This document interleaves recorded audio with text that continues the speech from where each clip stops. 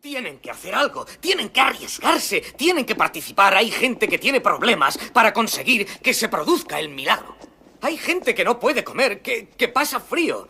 Podrían salir y saludar a esa gente, podrían sacar una manta del armario y dársela. Podrían preparar unos bocadillos y decir, aquí tenéis. Ahora lo entiendo. ¿Y si lo hacen?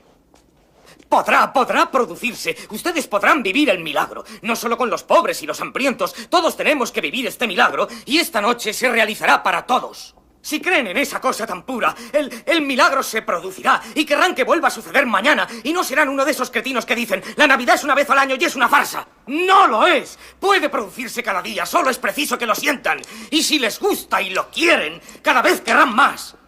Querrán sentirlo cada día de su vida. Y les puede suceder. Y todos vivieron muy felices.